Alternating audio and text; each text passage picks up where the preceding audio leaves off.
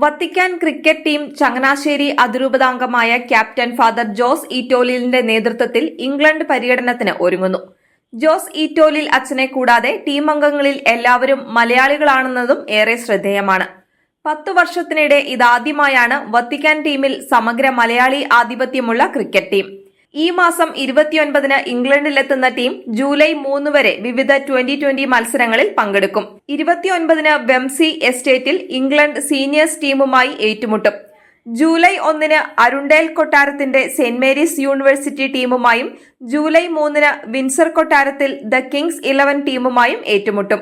ക്യാപ്റ്റനായ father Jose ഈറ്റോലിനെ കൂടാതെ വൈദികരായ father Santo Thomas MCBS, father Nelson Puthenparambil CMF, father Prince Thekkeppuram SSSR, father Jose Reechas SSC, father Abin Mathew OM, father Abin Illickal OM, father Joji Kavungal, father Paulson Kochuthara എന്നിവരും വൈദിക വിദ്യാർത്ഥികളായ അബിൻ ജോസ് CSC, ജെയ്സ് ജെയ്മ CST, അജയ് ജോ ജെയിംസ് CSTയുമാണ് ടീമിലുള്ളത്.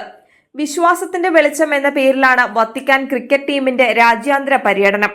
മത്സരത്തിനുപരി പരസ്പര ബഹുമാനം, മൂല്യങ്ങളുടെ പങ്കിടൽ, സുവിശേഷത്തിന്റെ ആനന്ദം പങ്കിടൽ എന്നിവയാണ് പര്യടനത്തിന്റെ ലക്ഷ്യമെന്ന് ക്ലബ് അധികൃതർ പറഞ്ഞു.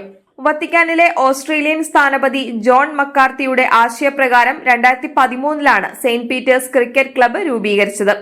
റോമിലെ റെജീന അപ്പസ്തോലരും യൂണിവേഴ്സിറ്റിയിലെ പ്രൊഫസറും അയർലൻഡ് സ്വദേശിയുമായ റവറർ ഡോക്ടർ എമൺ ഒഹിഗിൻ ടീമിന്റെ മാനേജർ പദവി വഹിക്കുമ്പോൾ ഡെയ്ൻ കിർബിയാണ് പരിശീലകൻ.